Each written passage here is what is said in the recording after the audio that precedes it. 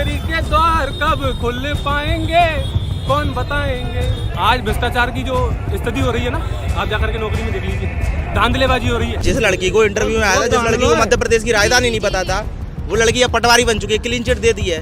मतलब कैसे चलेगा वो, वहाँ जाके क्या कार्य करेगी। कैसी नौकरी नहीं, अगर नौकरी खुले कच्चू की तो चपरासी की तो लगे, लेकिन नहीं लग रही आज तक। मैं कैसे मैं मोड़ा कैसे, तो कई मोड़ा बैठे हैं। आज अन्नदाता को कितना बड़ा जुल्म हो रहा है। अब जो मांगे मांग रहे हैं, हमको एमएसपी दीजिए, और 50 से 60 ईयर से हम जो मजदूर है, किसान है, उनका जो भी कर्ज है माफ कीजिए। एमए हो, एमपी लो या एमबीए हो, डॉक्टर हो, एमबीबीएस हो, कंप्लीट कर चुके हैं, लेकिन उनको किसी तरह का कोई नौकरी नहीं मिला। मेरा लड़का इंजीनियर है, मैकेनिकल ब्रांच से एमटेक करे, पीएचडी कर रहा है। नौकरी के कारण जब भी अप्लाई करते हैं तो बड़े लोग ले जाते हैं, हमें नहीं मिलन दे, क्योंकि वो रिश्वत पे ले जाते हैं। और यूपीएससी की परीक्षा फाइट करें बैठो है, लेकिन वो बैठो करें, बेरोजगार बैठो। आज 4 साल को इंजीनियरिंग करें बैठो, पढ़ाई कर रहा है। बाकी नौकरी जो नहीं लग पा रही कि पहले ही ले लेते पैसा वाइज, वो जो सीट है था पैसा वाइज खरीद लेते, हम पे तो पैसा है नहीं, रिश्वत मांग। जिस लड़की को इंटरव्यू में आया था, जिस लड़की को मध्य प्रदेश की राजधानी नहीं पता था,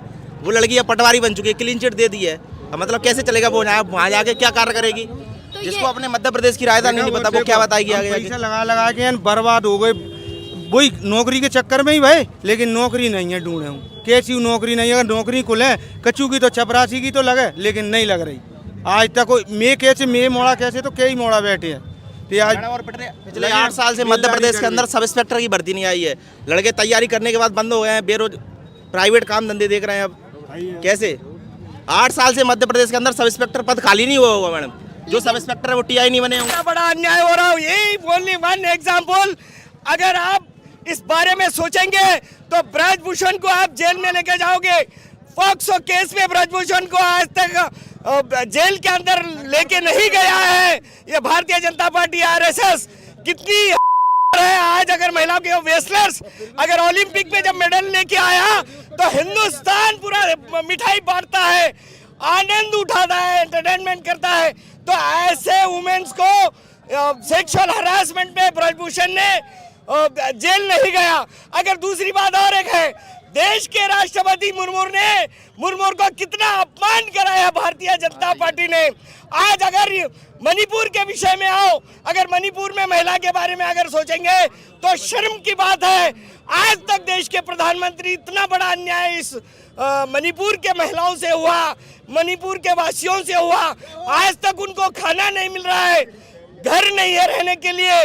कितना अन्याय हो रहा है, सोचने की बात है। राहुल गांधी जी इस चीजों को सोचकर महिला के ऊपर अन्याय और बेरोजगारों के ऊपर अन्याय, किसानों के ऊपर अन्याय। अगर किसानों की बात तो अलग चीज है, लेकिन अगर ये मणिपुर के महिला के विषय पे अगर सोचे तो देश के प्रधानमंत्री आज तक उस मणिपुर इलाके में कदम नहीं रखे और उनकी समस्या नहीं सुने और उनके बारे में कुछ सुने नहीं, और पार्लियामेंट में एक बात नहीं बताए। पार्लियामेंट के बाहर सिर्फ 40 सेकंड देश के प्रधानमंत्री की बात हुई, तो सोचने की बात है कितना बड़ा अन्याय इस धरती के अंदर, पवित्र धरती के अंदर हो रहा है। अगर किसान के बारे में सोचा तो रोने की बात है। आज अन्नदाता को कितना बड़ा जुल्म हो रहा है। काले तीन कानून के समय उनकी फसल लूटी गई, उनके साथ अन्याय हुआ। अब जो मांगे मांग रहे हैं, हमको एमएसपी दीजिए, और 50 से 60 ईयर से हम जो मजदूर है, किसान है, उनका जो भी कर्ज है माफ कीजिए। जैसा भारतीय जनता पार्टी के मिनिस्टर ने इस कार के अंदर कुचल दिया है अन्नदाता को, इस पसीना टपकाने वाले को, अन्नदाता उसका अन्न खा रहा है तो उसको जेल के अंदर डाल दीजिए। ये भी काम नहीं हुआ। ऐसे देश के प्रधानमंत्री, और आप जो मांगे हैं मांगिए, मुंडा बोलते हैं, लेकिन वहाँ रोड के ऊपर किले गाड़ते हैं और गोले फेंकते हैं। आज अगर कभी देखा गया गोले फेंक के, आज उनके आंखें खत्म हो चुके और हॉस्पिटलाइज हो गए। सो ये इस तरीके का जो अन्याय इस देश के अंदर हो रहा है, ये समझने की बात है। तो किसानों के ऊपर कितना बड़ा अन्याय हो है।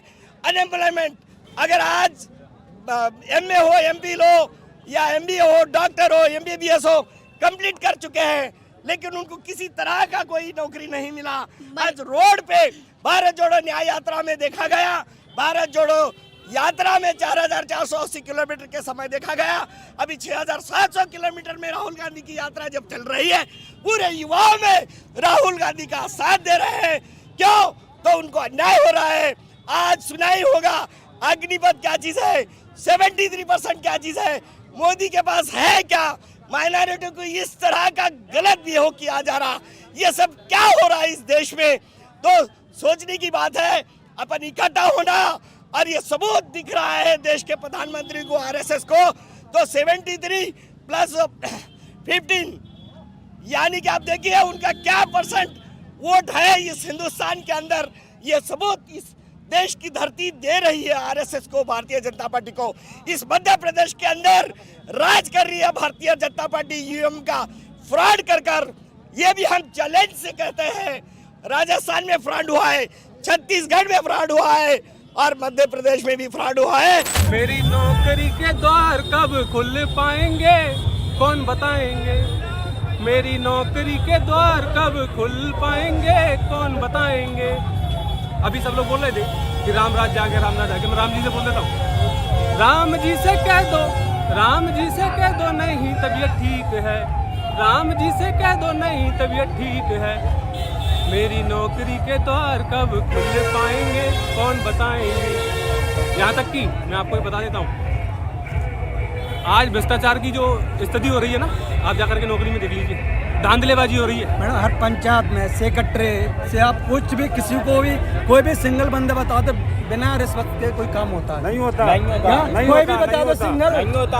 अग्निपथ योजना कैसी लगती है आपको, कैसी लगी? कोई योजना ही नहीं है, सब फ्रॉड ही। ये आदमी फ्रॉड है, ये राम राज्य करके राम के नाम पे वोट मांगने वाला व्यक्ति, ये कोई वोट मांगने वाला व्यक्ति नहीं है, ये भ्रष्टाचारी व्यक्ति है। मैं तो ये मानता हूँ। बाकी आप देख लीजिए, ग्वालियर शहर में आइए या देश में मध्य प्रदेश में घूमिए, आपको पता चलेगा बेरोजगारी की हालत है। वो तो हम भाग्यशाली हैं कि राहुल जी हमारे नेता हैं और हमारी आवाज़ उठा रहे हैं बेरोजगार की, युवाओं की। पिछले 70 साल में जो गवर्नमेंट रही थी, 14-15 गवर्नमेंट रही थी, उन्होंने टोटल मिला के 55